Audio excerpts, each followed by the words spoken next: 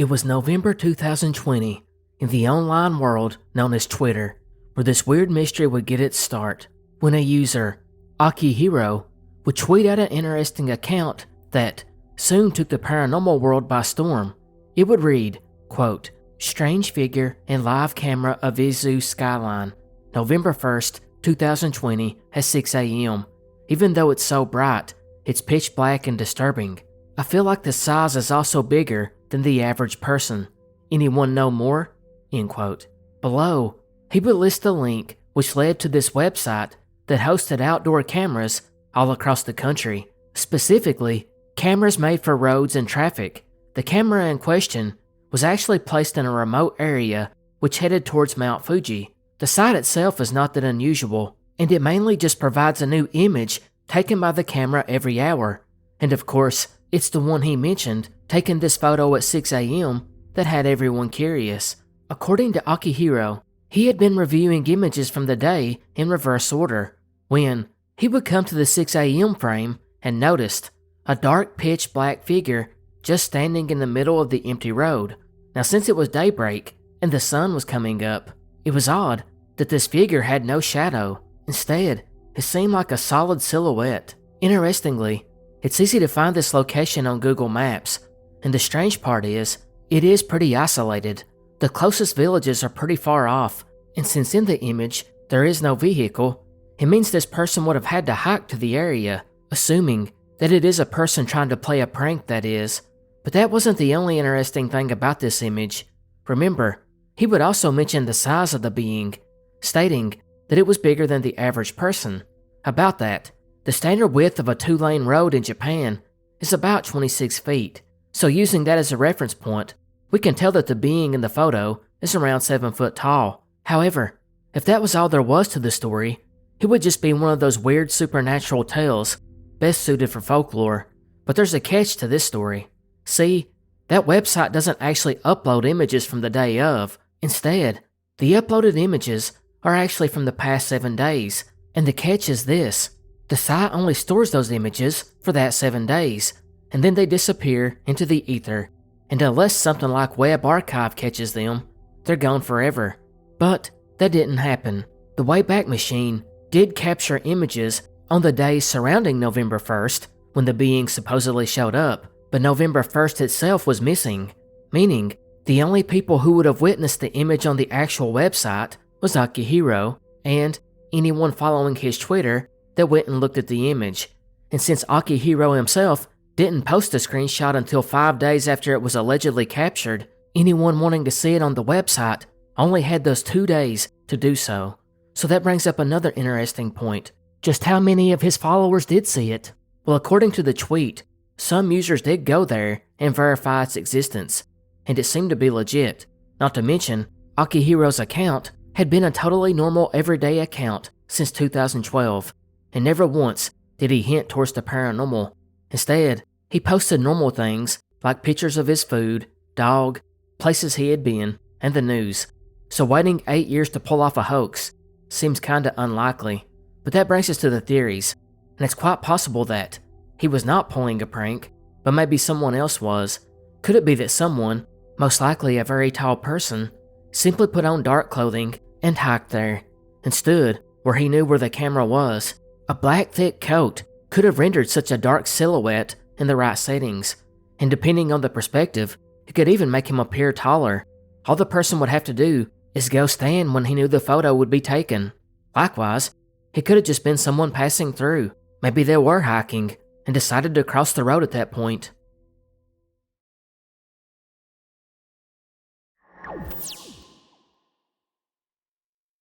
Sometimes, mysteries begin in the oddest places, like a YouTube comment section, and that's just where this one starts. On a Coast to Coast AM video from late 2017 featuring Dave Pilatus, speaking of course about missing 411 cases, and it's this interview, a paranormal researcher named Joshua LaRue just happened to be listening and began scrolling through the comment section when one caught his eye. It simply read, quote, "I know what's doing this. I saw it when I was a kid." LaRue was intrigued, and over the next few days, he began trying to get into touch with this YouTube commenter. all so he could hear his story.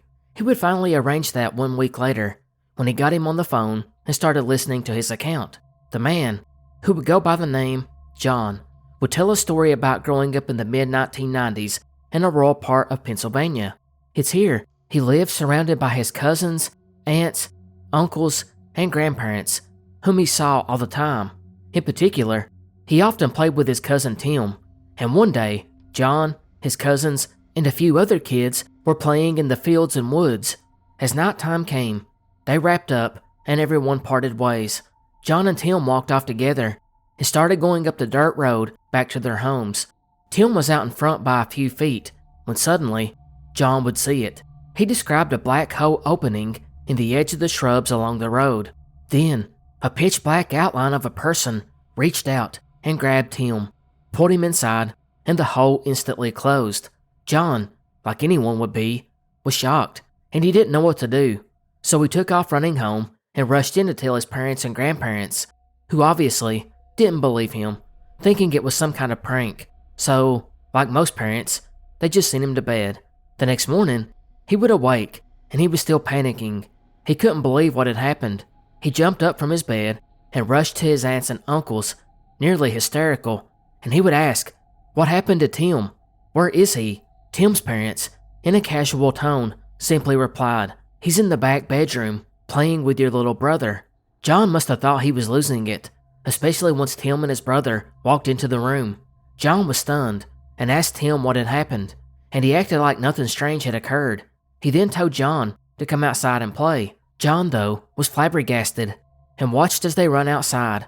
Just then, Tim stopped at the doorway, held the door open, turned back and smiled, in what John would describe as a sinister, inhuman smile, the most disturbing one John would ever see.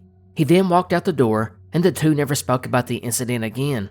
However, John would finish up by stating that years after the incident, Tim became wheelchair-bound and spent years in and out of the hospital due to various medical reasons, none of which were ever diagnosed.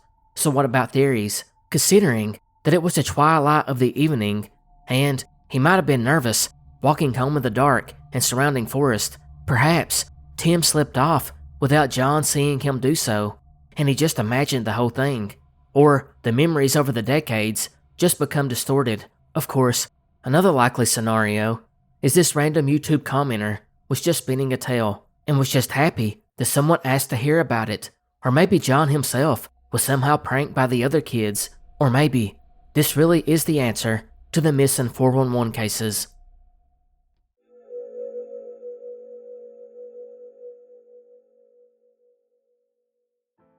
In 2014, in a remote village in Yemen, a 12-year-old girl would become the focal point of a medical mystery that would take the internet by storm.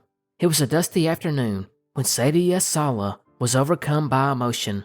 The reason for it is never explained, but it's what happens in her crying that is weird, because as she reached up to wipe away the tears, she would feel fragments, and falling from her eyes were little hard stones. This would not be an isolated incident. Soon, it became an everyday thing, where around 100 of these tiny rocks would come out of her eyes. There was never any pain or swelling. They would just tumble out of her eyes and onto her lap. Her father, a man of modest means and a big family, watched this for weeks, and he became desperate. Meanwhile, reporters heard the rumors and began covering the story, and it would be captured on video. It happened almost every evening, and it would start out of nowhere, and it was always normal tears mixed with the stones. Interestingly, it never occurred while she slept. Local doctors would soon hear the news and would bring her in for x-rays and tons of tests that her family normally couldn't afford, but was now being covered by others, and these tests found nothing. There was no reason for the eyes to be doing this, though.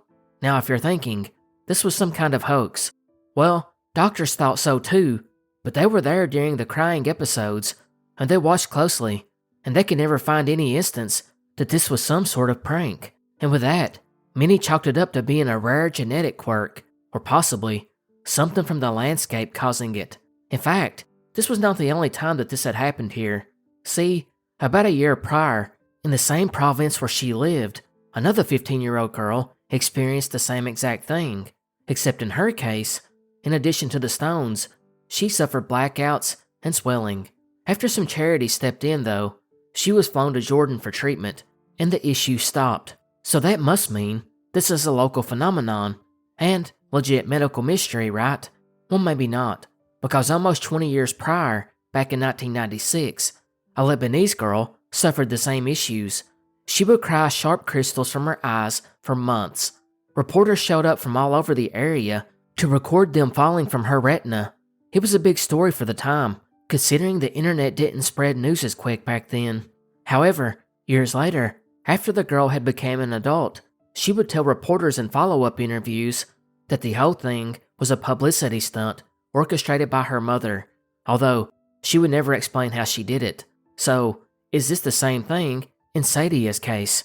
Well, doctors that have studied it in person admit that they can't explain how it's being done, but do suspect a hoax. It is interesting to note that the videos appear unedited, so if it is a hoax, it's not through the work of manipulated footage. Some suggest that the small stones are placed into the conjunctiva sac so they appear to fall out when the eye is wiped, possibly even a caregiver suffering from Munchausen by proxy.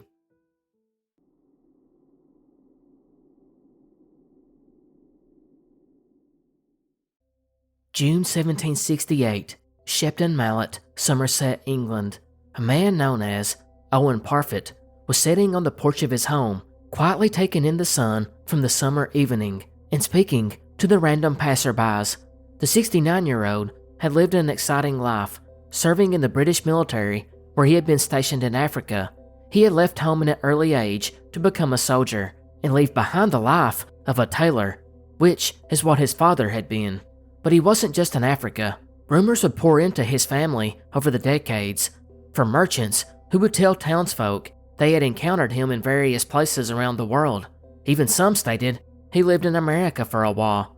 However, the life of an adventurer had finally caught up to him, and in his older age, he finally wandered back home and met up with his sister, Mary, and the two began working as tailors again. Owen could not get around as easily, however, and his help was minimal. Some sources suggested this was due to a stroke he had suffered, and he continued to get worse. Actually, he became mostly paralyzed, and he came to heavily rely on his sister Mary, who was in her 80s, as well as a young neighbor named Susanna Snook, who Mary hired to help take care of him. It's with this background that we would find his sister and neighbor both taking Owen to the porch and setting him outside to watch the sunset, wearing only his night clothes and old coat. Mary would step back inside briefly, but it only took that short amount of time to set off a mystery that still circulates today. Because when Mary would go upstairs and come back down a few minutes later, she noticed how quiet it was, so she would call out for Owen, not once, but twice, and got no answer. So she decided to check on him. That's when she found the chair that Owen had been resting in was empty, except for the coat, which lay draped over it, and there was no sign of where or how he would have even left. Knowing he could not walk, she quickly ran to the neighbors and around the area, hoping that someone had heard or seen anything unusual, but no one had. Word spread quickly though, and before long, neighbors and town authorities organized a search, and despite what would become a massive manhunt for him, no trace was ever found. That is pretty much the mystery. How did a nearly paralyzed man, or some sources say, fully paralyzed, get up off the porch and leave within such a brief period of time? Not to mention, taking place in full daylight, when people had been walking by and working in the nearby field. Obviously, it has left the door open for lots of conjecture. One of the problems with the whole mystery is the time frame, the late 1700s, and sources are sparse, and they often contradict one another. One of the big ones is the weather. Some of the sources say it was a beautiful sunny day. Others claim that a storm blew in as soon as Mary went inside, which still wouldn't explain the disappearance. Some articles claim that he was left on the porch for only a brief spell. Other sources dispute that though. And then there's some sources that claim this happened in 1763, while others cite 1768.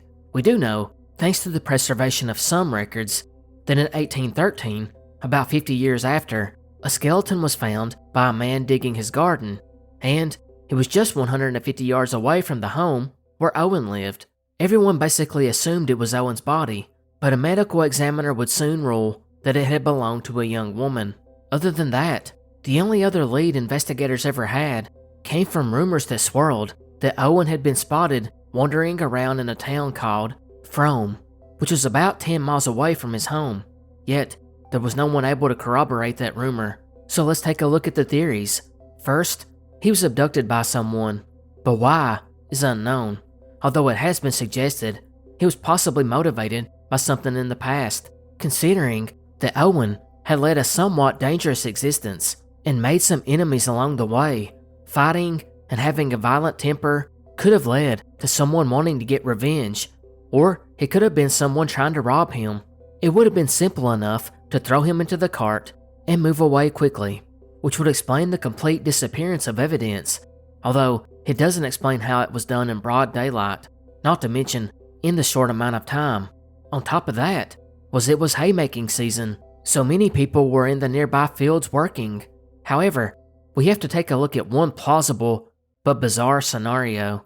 It's possible that Owen was not Owen, and instead, an imposter. Remember, he had left home as a young teen and didn't show back up until his 60s. In that time, villagers had heard rumors about where he was, but by the time he returned, no one had heard anything about him in decades, and almost everyone had forgotten about him.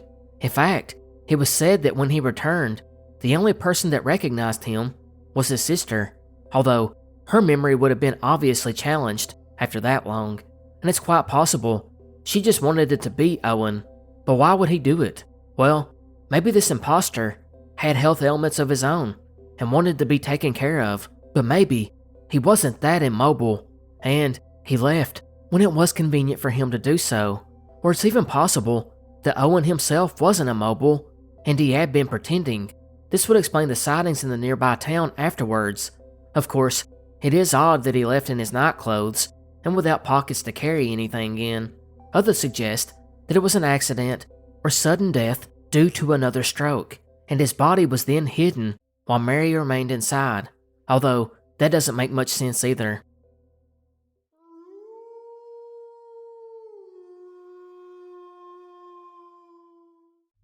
What is it about serial killers that fascinates us? If you have watched or studied any true crime, chances are you know something about at least one serial killer, if not multiple, whether it be a recent one, like Israel Keyes, or one in the recent past, like Jack the Ripper. They have certainly got a hold on our culture, and it's seen by numerous movies and TV shows dedicated to them. But this isn't a recent phenomenon. Actually, we have some records of serial killers going way back, although you probably won't recognize the names, and that has a lot to do with how exactly they were documented. See, going back to medieval times, serial killers were most often defined as werewolves. It's a time when criminal psychology wasn't even a concept. People naturally assumed these brutal killers must be some kind of monster, and one of these was a mysterious man known as Peter Stubb, or Stump, or maybe even Stumpf. And that's only the first contradicting facet of this case. What we do know is the events took place between 1564 and 1589 in Bedburg, Germany, or what was then the Holy Roman Empire. Due to poor or non-existent records, a lot of the following is really just hearsay. We only have a few legit sources about the case itself, with one of the best being a 16-page pamphlet that was circulated around London in 1590, which detailed Stubb's trial the previous year in 1589, and it included details about the crimes, as well as statements from neighbors and witnesses. According to the trial, Stubb, who was in his late 50s at the time, would confess to have been practicing black magic since the age of 12. This at some point led to Stubb making a pact with the devil, exchanging his soul for power, and that power would be a magical belt that allowed him to transform into a werewolf, where he would commit evil deeds. He would then remove the belt and transform back to a human. Interestingly, the authorities did try to find this belt, which Stubb claimed to have been hidden in a valley, but they can never find it. Now, as far as the evil deeds go, these were just as crazy. Apparently, Stubb was drawn, or maybe you could say, addicted to eating the flesh of numerous animals, because when he would transform into this beast, he would eat goats, lambs, and sheep raw, which matched up with numerous cattle mutilations that had transpired over the decades. But maybe more disturbingly, he enjoyed eating humans, including women and children. Now it's important to stop here and point out, up to this point, these confessions came from the torture of Stubb, which was carried out by authorities. And this next confession would come when he was threatened with more torture, so take it for what it's worth. But according to Stubb, he claimed to have killed and eaten 14 children, along with 2 pregnant women, whom he went into great detail about ripping out the fetuses from their wombs and devouring them.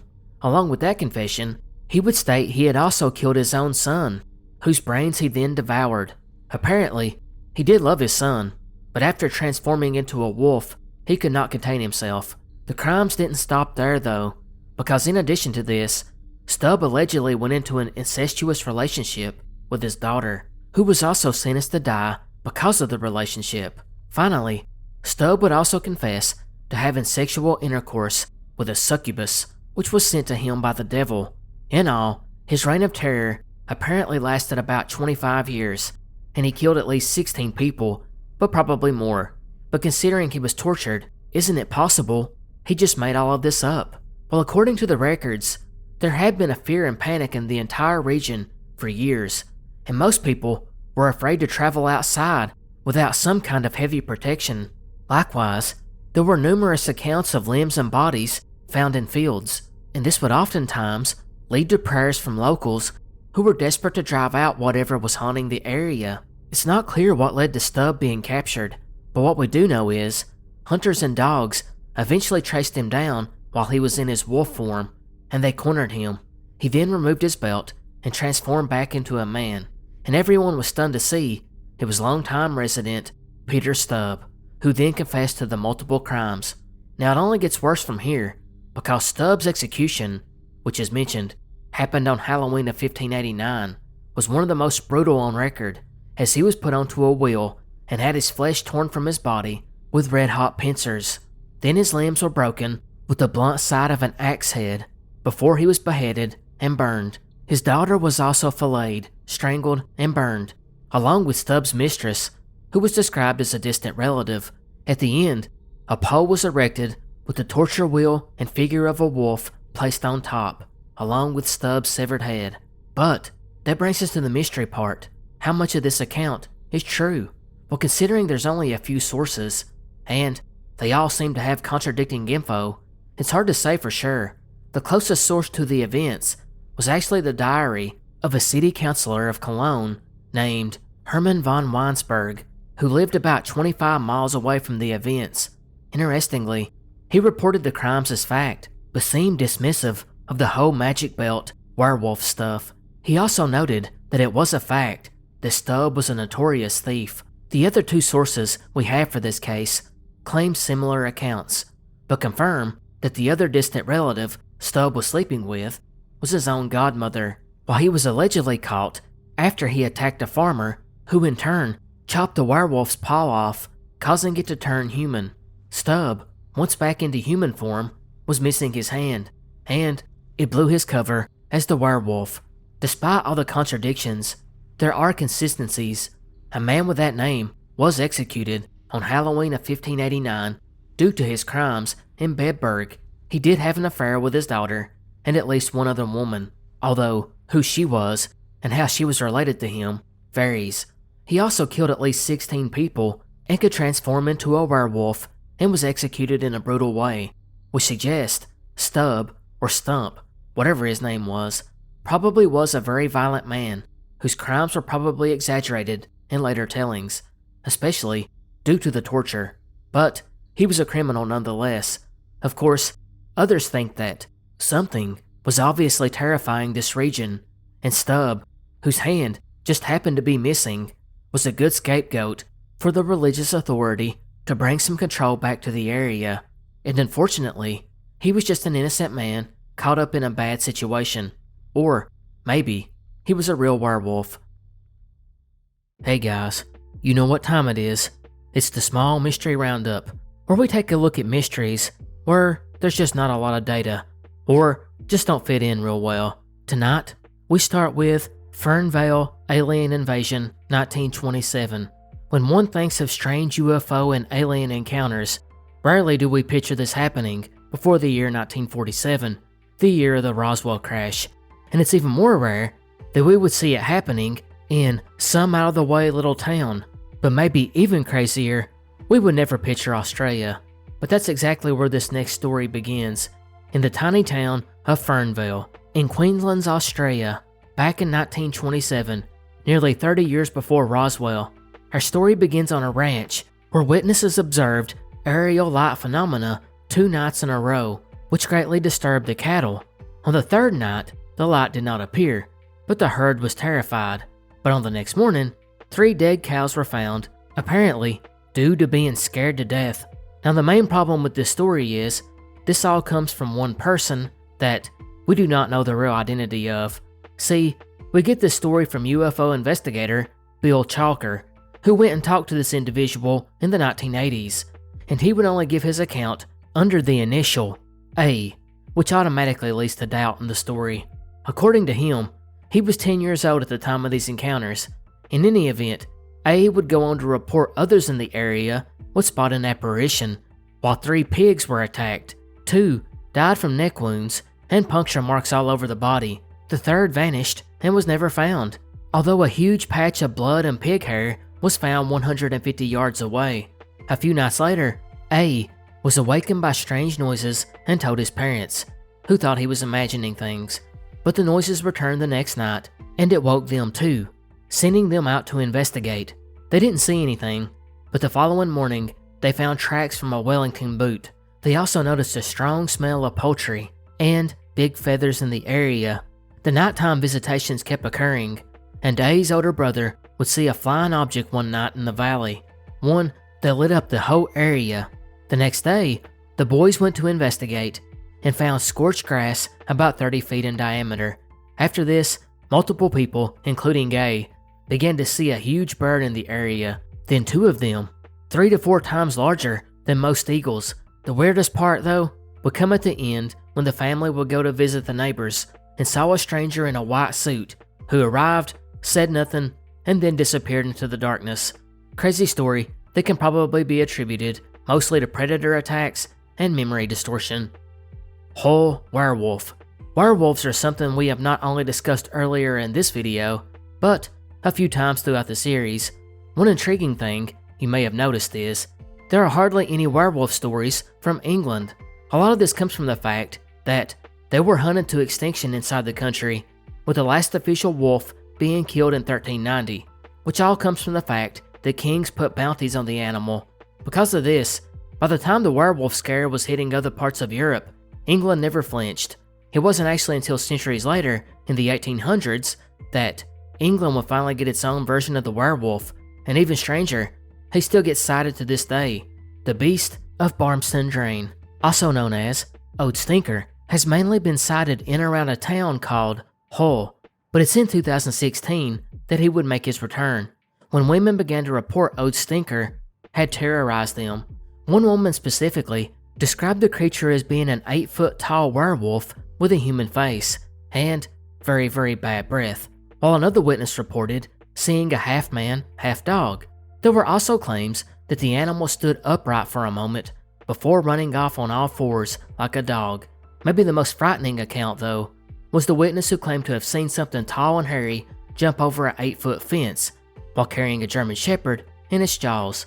Old Stinker, if you haven't figured it out, got the nickname because of its bad breath, but he was also frequently described as being hairy and having red eyes. Interestingly, there was even a werewolf hunt organized, yes, in 2016, although how serious they actually were is up for debate.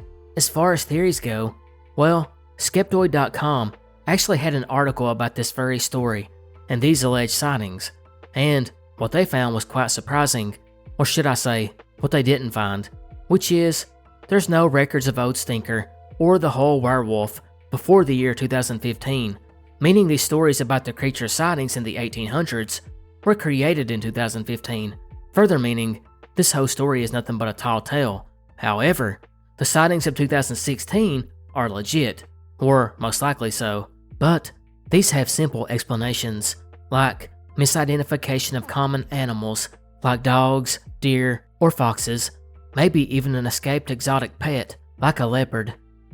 Winchester Alien Woman. This is another one we just don't have a lot of details on, and it seems like a one-off anyways. It happened in 2004, either late January or early February, and involved a city councillor from the city of Winchester in Hampshire, England, a man named Adrian Hicks. He stated that on a Saturday afternoon, around 1:30 p.m., he had just walked past a bookshop when he spotted what he thought was a pretty, yet strange, blonde woman in a white ballet outfit. She had very large prominent eyes and walked with a distinctive penguin-like gait and twirled her hands in a circular motion. He stated she was friendly, relaxed, and seemed to be enjoying herself, and that she seemed human enough to get away with it, but just strange enough the people turned around to look at her, as if they knew she was an extraterrestrial. This shocked Hicks, but because of his career, he kept quiet, only coming out about the strange encounter 5 years later. He did state there were other witnesses, and he believes another woman snapped off some photos of the being, and he put out a request for more witnesses to come forward. He also stated he felt she was connected to a series of reports involving UFO lights seen in the area. Of course, no one ever came forward, and we're not exactly sure what it was that he did see. UFOs are constantly present, but invisible. This one is a fringe theory presented in a book by John Keel called The Cosmic Question. In it, he states that light is made of tiny waves of energy, and red light has the longest wavelength, while violet has the shortest. However, there are other types of light we cannot see, like infrared, which is a longer wavelength than red, and we feel it as heat, while ultraviolet is a shorter wavelength than violet. With that knowledge, he brings up the fact that some UFO reports are described as appearing as a red or purple blob, which then shifts through colors, before finally becoming a solid-looking craft or fading out altogether, suggesting this happens because the crafts are moving from invisible wavelengths, like infrared or ultraviolet, to visible colors we can see, and then back to being invisible again. Basically, it's a theory that suggests UFOs change energy frequency so that sometimes we see them and sometimes we don't, but they're always flying in the skies. Furstenberg Medal. This one, there's hardly any info either, but it comes from a forum on a Polish humor site of all things. It was posted by a user who told a story of his grandfather being put into forced labor during World War II in Furstenberg. It was here he would work in an assembly plant, creating strange flat coatings made of light metal. He remarked that his grandfather was a technician and knew metallurgy, but had never came across this strange type of metal before, which was porous and kind of like flat sheets of metal sponge.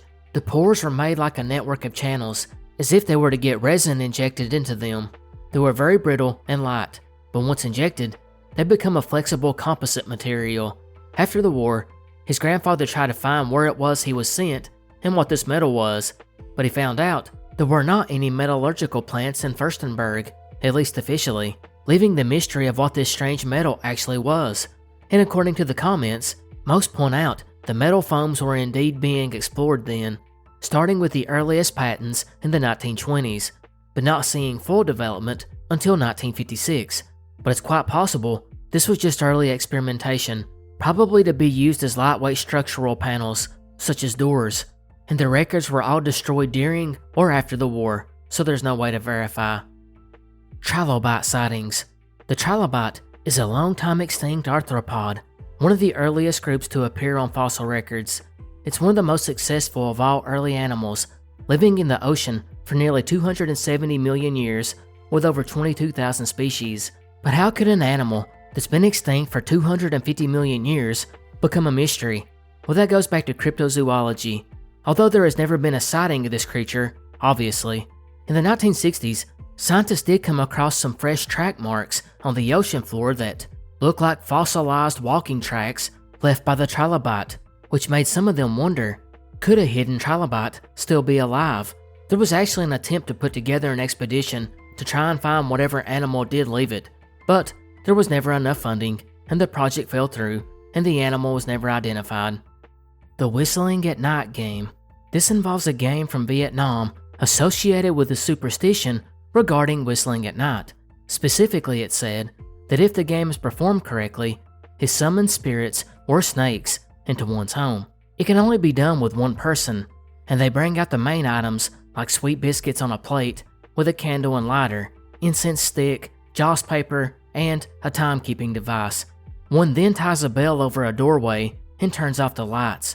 Then, taking salt, you create a circle around yourself and light the candle. Right before midnight, you light the incense and hold it, catching ashes in a heat-proof dish. At exactly midnight, one needs only to whistle. It doesn't even have to be a song. If the bell does not ring, the ritual failed. If it does ring, it means it succeeded and a spirit will enter the room, one that you can allegedly interact with until the end of the ritual, either by extinguishing the incense or candle, stepping out of the circle, and removing the bell. Interestingly, there are variations of the whistling game across almost every culture. The mystery, I think, is some people really claim to have contact with spirits when they perform this, although the most likely reason the game exists ties back to parents just trying to get their kids to go to bed early. The non-dream dream. This one, we have to go back to the Internet archives and visit an old GeoCities page dedicated to the paranormal, known as Odawan. And on this page, they had a category dedicated to strange coincidences, which in turn were submitted by users to the site. Our mystery revolves around the narrator waking up to a table surrounded by very tall, thin beings. He would describe them as having large, bulbous heads, big black eyes, no visible mouths and noses. He didn't want to describe them as being the stereotypical greys, because he stated everything appeared to be a washed-out white and black color due to the lighting, but he could see that they were wearing luxurious silk-like robes and moved gracefully. He lay there while these beings inserted their long fingers into his abdomen and chest cavity, removing his internal organs and walking away with them, only to return and insert dark substances into his body. He then noticed another table with a being laying on it, stripped of its skin, and it's covered with a black caviar-like material. The narrator's organs are then placed into that body, while the black caviar substance is inserted into the dreamer's body. He starts to get the idea that they were trying to use his organs to save one of their own. That's when he would scream and wake up suddenly. He would immediately jump up and run to the bathroom, where he began vomiting dark flakes, resembling ash and burnt paper. This one is most likely a fanciful tale, or just a nightmare, but it doesn't explain the ash though. Jerry Marzinski theories. Dr. Jerry Marzinski is a psychotherapist with decades of experience working with psychotic and criminally insane individuals. He is on here as a mystery, not because he is a huge critic of Big Pharma, but because his beliefs revolving around schizophrenia. See, Dr. Marzinski believes voices heard by individuals with schizophrenia are not hallucinations. Instead, they're actual entities. In his observations of patients listening and talking to these voices, he realized they're having very coherent conversations, something not associated with hallucinations. So instead, he reasons that these people are not mentally ill. Instead, they have an ability to see these invisible beings and converse with them. In his research, he identified 20 specific patterns in patients that are contacted by these beings, and one is a constant. These spirits are always sending negative messages, most likely to control them easier. They always speak negative of religion as a way to isolate the person from God. He also noted the constant talking is a way to leave the patient exhausted. Dr. Marzinski further elaborates that Big Pharma pushes the biochemical imbalance explanation as a way to push highly toxic medication which does nothing to help. Instead, Dr. Marzinski has created his own treatment called MACE Energy Method, an energetic therapy that diffuses traumas by targeting thoughts, memories, and feelings to alleviate depression, anxiety, and PTSD, although he does admit it's not had great success with schizophrenia. So, yeah. JonBenet killed by a raccoon or coyote. Alright guys, let's wrap up this segment with a totally bizarre theory about one of America's most chilling, unsolved crimes, that of the murder of JonBenet Ramsey. All you guys know the story. It's been discussed and studied maybe more than any modern crime to date. So I'm not going to hash out the details or other theories. You pretty much know what it is. JonBenet Ramsey was the 6-year-old child reported missing on Christmas 1996, only for her body to be found in the family's basement 7 hours later. She had been murdered. The case was surrounded by many things that made it a huge news story, like the family was wealthy for one thing. Another was the ransom note the law enforcement long suspected that the mother had wrote, not to mention the bizarre story itself that she was somehow missing in the basement that long, and her family just couldn't find her. Now, I won't get into all the details on all the other theories and suspects, because again, you probably know that, but basically, there's two camps. Either an outsider got access to the home and done it, or someone inside that home did it. You'll find 3 theories in that one. Either the father, mother, or brother was responsible. However, this is the Obscure series, and this theory is obscure and crazy, and it suggests that, no, JonBenet Ramsey was not murdered. Instead, she was attacked by a wild animal that had accidentally got locked into the basement.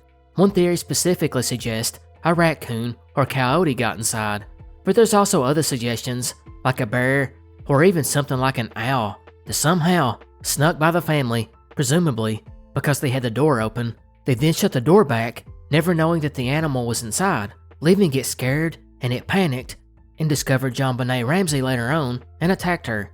Of course, that doesn't explain how she was then bound up and strangled, or the ransom note, although I guess one could theorize that the family did all that to cover up for negligence. The fact that they somehow weren't able to detect a coyote that entered into their home and hung around for hours and then killed their child without alerting anyone, well, you could see where that might raise some eyebrows. However, this theory really seems to be a more intentional, ridiculous theory to mock those who insist that the killer came from outside the home. It's just a way to point out that the most obvious theory is someone inside the home is responsible. And with that, we'll wrap up the Small Mystery Roundup. And just as a reminder, if you guys enjoy the content and want to support the channel, you can take a look at the YouTube membership or the Patreon linked in the description below. There's tons of members-only mysteries, and I would appreciate the support. Thanks again. Now, let's get back to the video.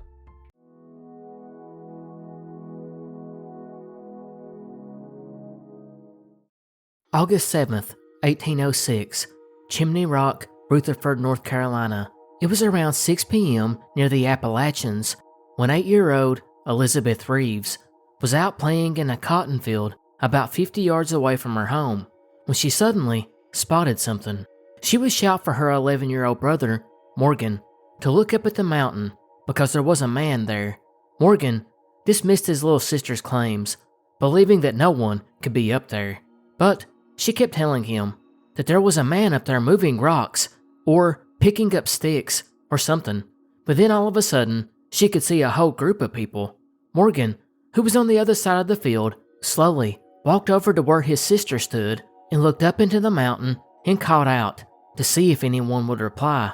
That's when he would see, quote, 1,000, maybe 10,000 things flying in the air.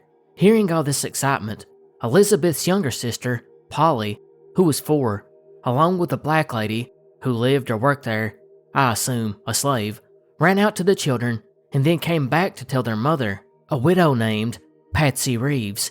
Patsy began walking towards the frightened children, and just when she was about 40 yards away, she looked up toward Chimney Mountain and saw a huge crowd of beings that looked vaguely human, but she couldn't make out facial features, limbs, or even if they were male or female. She did note that they came in all sizes, from adult to infant, and there seemed to be more small ones than large ones. They all wore bright white clothing that she couldn't describe. They appeared to rise from the southern side of the mountain, glowing at about the same height as the mountaintop. They then moved north and gathered at the top of Chimney Rock. Once they reached the area, Patsy Reeves seen 2 beings rise together, followed by a third about 2 feet behind them. These, though, moved very quickly toward the main group, and they looked more like men than the others. Then she noticed 3 more rising from the same spot, then moving in the same way, followed by several more in a similar fashion. This continued for about an hour, and Patsy finally sent for a neighbor, a Mr. Robert Searcy, who was reluctant to come because he hadn't seen anything unusual. But after a second messenger was sent, he finally agreed to go.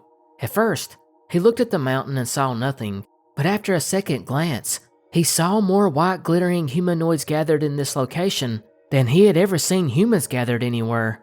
He also noticed the variety in sizes and how they moved in groups, following a curved path between him and the rock. He finally noticed the two larger beings moved ahead of all the other beings by about 20 yards, and then they vanished.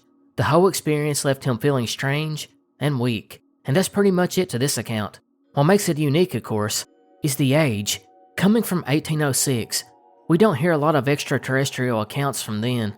However, most skeptics believe it was just an atmospheric optical mirage, like Fata Morgana, when temperature layers can bend and stack distant features or lights into tall segmented floating shapes that look like columns or people. It could easily be spotted as a bright white looking image glistening off the mountain, which fits this story. It could even be optical effects from moisture in the area, like mist or a thin cloud over the ridge, or a large flock of birds. But maybe it was an extraterrestrial encounter.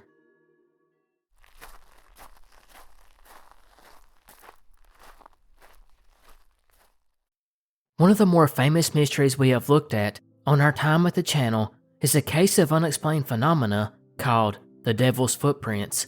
You know what I am referring to. It's that case from Devon, England in 1855, when residents awoke to find a trail of hoof-like marks in the snow that went potentially up to 100 miles. But what you might not know is, this was not the only case, as there have been others. One of the strangest of these was actually discovered in the early 20th century in New England. The weird tale actually begins in Croton on Hudson, or Croton for short, a small village located in New York's northern suburbs, when a man named Alfred Gardner would purchase one of the more beautiful estates in the area of this state in 1906, a place called Hessian Hill, a huge farm bordered by the Hudson River. But this story wouldn't become the mystery we know of today until 6 years later, when the publication New York Press would pen an interesting account. According to the article, on the east bank of the Hudson River, which ran by the property, mysterious footprints were found embedded into solid rock. They appeared at the bottom of a steep hill on the Gardner estate, where a huge boulder set shadow by trees. The rock, with its smooth surface, showed the imprints of human feet paced side by side, as if a barefoot man had walked down the hill and stood on the stone, while it was still soft. Each toe was clearly defined, and both feet were fairly large. Behind the footprints, all the way to the top of the rock, were weird indentations that sort of looked like a heavy chain that had fell into the soft earth. And if that wasn't bizarre enough, crossing the Hudson River and coming out on the opposite bank revealed the same footprints. Again, they appeared on stone, but this time they were turned toward the river, as if the man was traveling away from it due west. Measurements were taken on both set of prints, and they were confirmed to have been the same exact size. Of course, this led to tons of speculation, which ultimately led to folklore. One of the earliest to pop up was the prints were naturally the devil's, who, for some reason, was chained up in Connecticut. Obviously, the worst fate.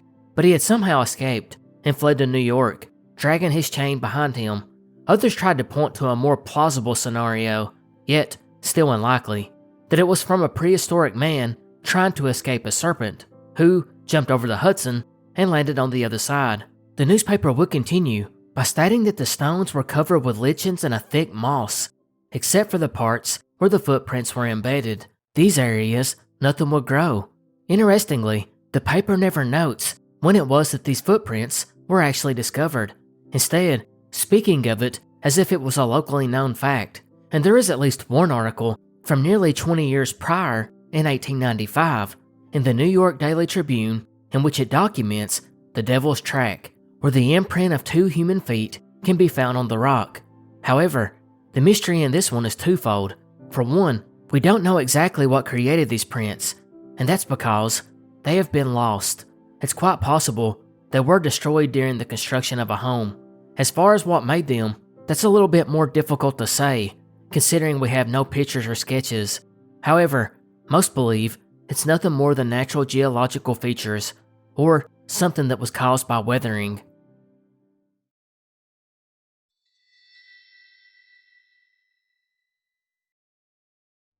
What is it with humanity's obsession with magical or special stones?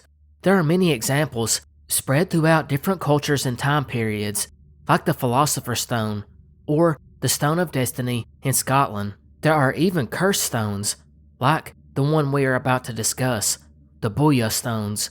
The Torres Strait is the body of water which separates northern Australia and southern New Guinea, and it's here where numerous small islands lay about.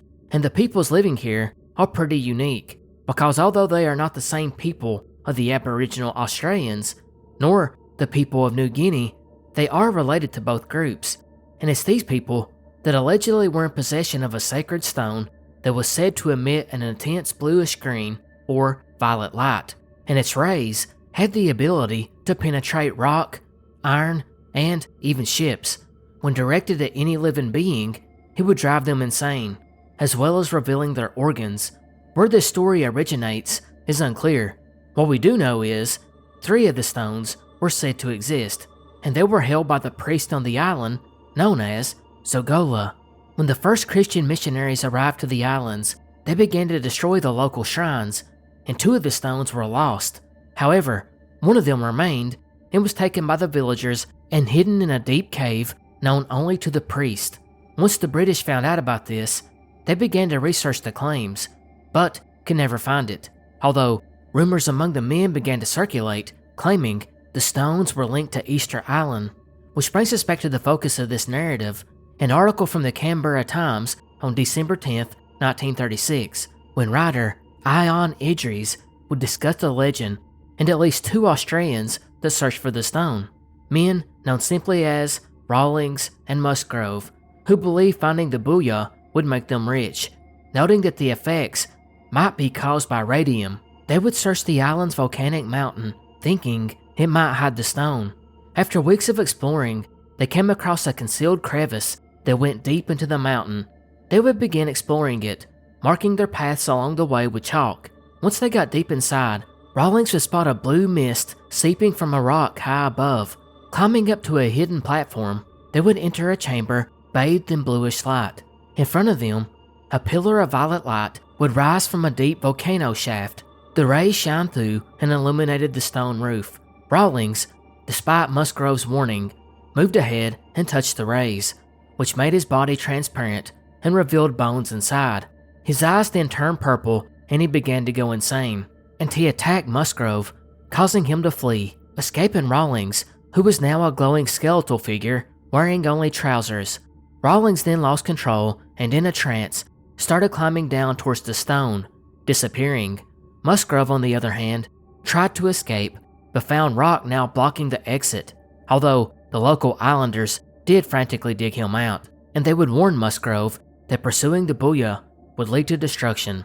Now, if this sounds like a totally fictional account, it is, at least mostly. See, Ion Idris was an accomplished fictional writer, authoring over 50 books between 1927 and 1969, not to mention several articles he contributed to newspapers.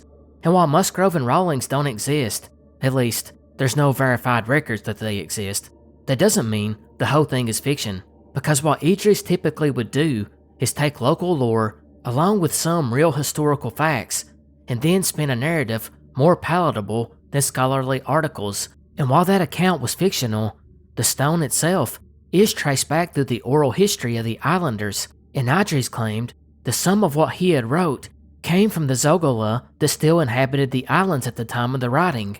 He wasn't the only one either. Margaret Laurie would become famous for living at the islands between 1964 and 1973, where she developed a strong bond with the natives and collected their stories along with their histories, which led to the publication of her 1970 book, Myths and Legends of the Torres Strait, and the follow-up book, in 1972, Tales from Torres Strait. She would record a very similar story to the one that Idris had collected decades prior.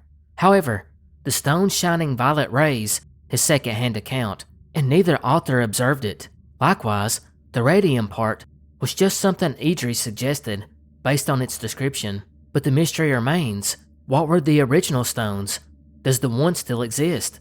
It seems very possible, considering so many of the native legends revolve around the story, and basically keep the same details. Still, most concede that the stone probably held more of a ritual or symbolic meaning than actually being capable of bursting rays of light. It's also worth pointing out, some minerals do look like they are glowing in low light, which maybe started the legend.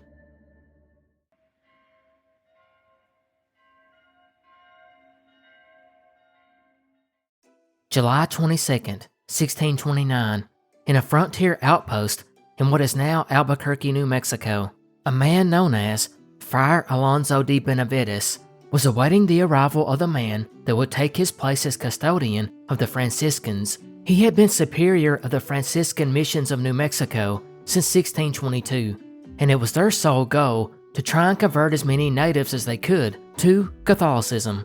He had served the faith well and was now ending his term, to be replaced by someone else who would continue the cause. That man's name was Friar Perea, and he showed up to the remote outpost where the two men met and began to converse. Friar Alonso would give Friar Perea the basic gist of the day-to-day operations, and they would begin the transition of duties.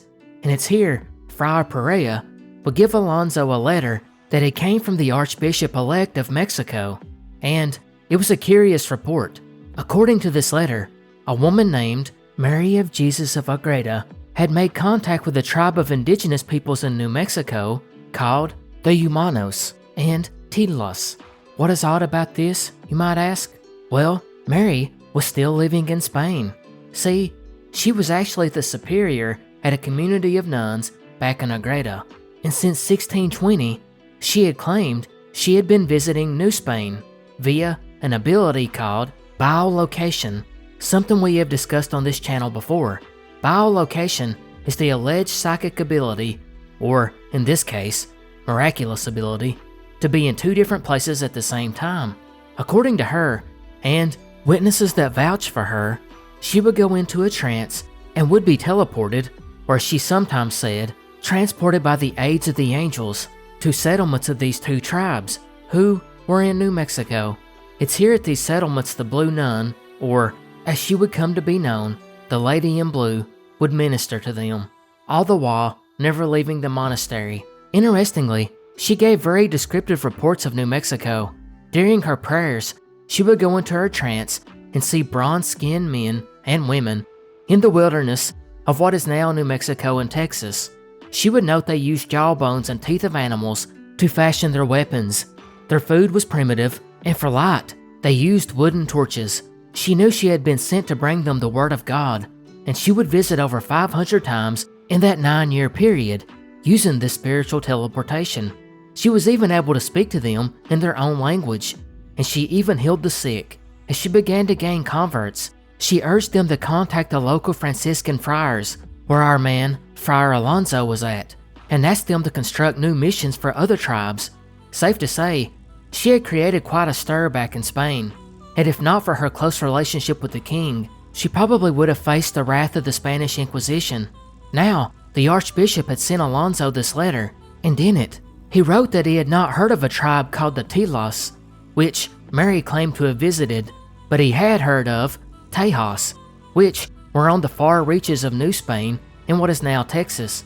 He assumed Tejas was the Tilos that she had visited, but the Humanos, that was an exact match, because there was a tribe known to be traders, farmers, and bison hunters called the Humanos who roamed New Mexico and Texas. Friar Alonso was dumbfounded by all of this news. He couldn't believe the story of Mary's alleged travels. Actually, they had never even heard of Mary of Agreda, but Friar Alonso had his own story that was going to shock Friar Perea, because just recently, a delegation of 50 Indians and their chief had just set up camp nearby the mission, and their name was the Humano. The delegation had came 500 miles from the east, probably somewhere in Texas, and they had told the Spaniards that they had been visited by a woman who dressed in blue. She taught them about her faith, speaking in their own language, and had converted many of them. They told her they wanted to be baptized so they could live as Christians, so she urged them to go find the local missionaries. Even more interesting was Friar Alonso stated that the Humanos had been coming in increasing numbers to request missionaries since 1620, the first year of Mary's teleportation to the southwest. At the time, there wasn't enough friars, but this year, the Humanos had become convinced, more than ever, that the Franciscans could now fulfill the request. Then, another friar who had worked under Alonso, a man named Juan de Salas, stated that since 1626, the Indians had been telling him about the Lady in Blue, and since he had spoke several Native American languages, he probably didn't misunderstand them. However, he had blown off the stories from the Humanos, thinking they had probably heard about Christianity from other Native American tribes.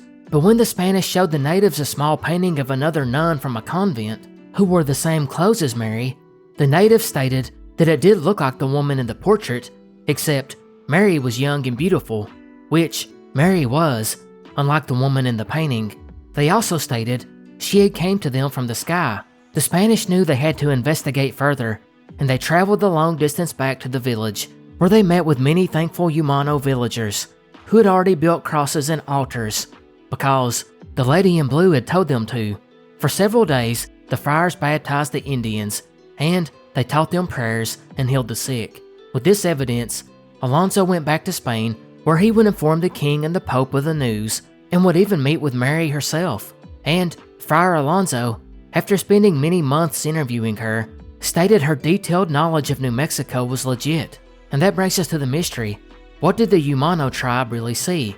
Before we get to that, I do have to note that all of the people in this story were very real, even Mary, as she did cause quite a stir in her time.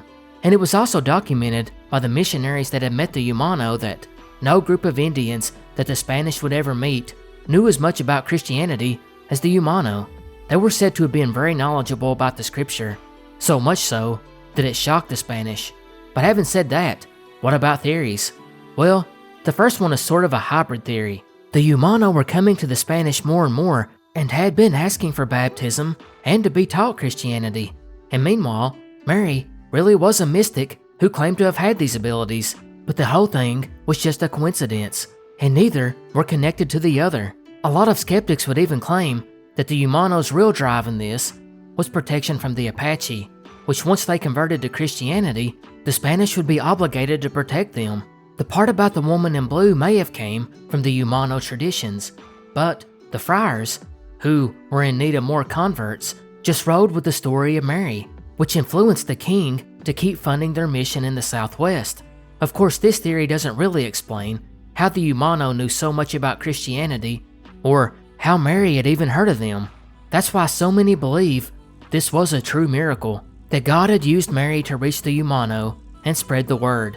But I'll let you tell me in the comment section below.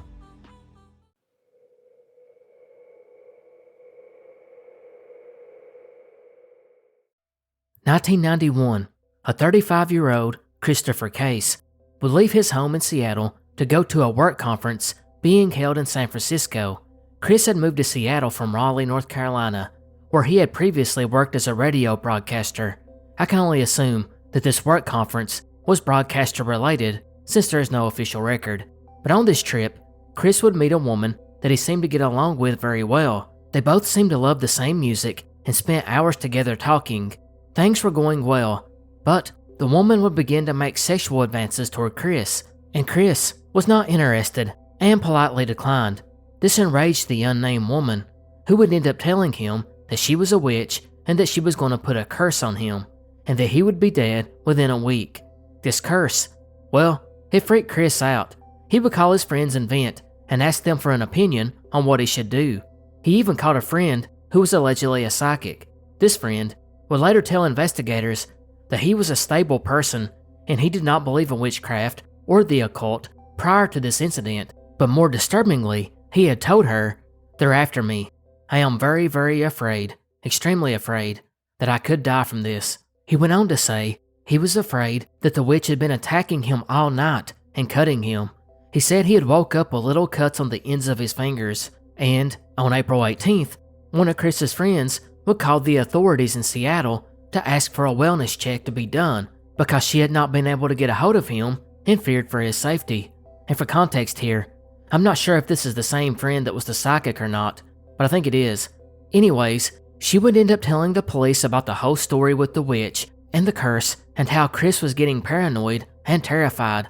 Police would be dispatched to the apartment, and they would knock, and no one answered, so they left. This actually happened a couple of times, but the last time they came, the door was now unlocked. It was actually discovered later that Chris was too scared to stay in the apartment and had went to spend the night at a hotel, which is why officers missed him on the first day. But now, they were in and found a very confusing scene. There were lines of salt all along the base of each wall in the apartment, as well as the porch. The salt, police speculated, was to ward off evil forces, as well as several crucifixes and a dozen burned down candles spread throughout the residence. Making their way to the bathroom, they would find Christopher Case deceased in the tub. His cause of death would eventually be ruled a heart attack, and because of that, it's largely been told that he scared himself to death. There's really only two theories in this one. Either the curse was real, or it wasn't. If it was real, how did the witch do it? Secondly, who was she? Or did the curse become a self-fulfilling prophecy? It was obvious that Chris pulled out all the stops to deter the curse. Did he stress himself to the point of a heart attack? And that brings us to the conclusion of this installment of the Obscure Unsolved Mysteries Iceberg Explained. I hope you guys enjoyed. Goodbye and good night.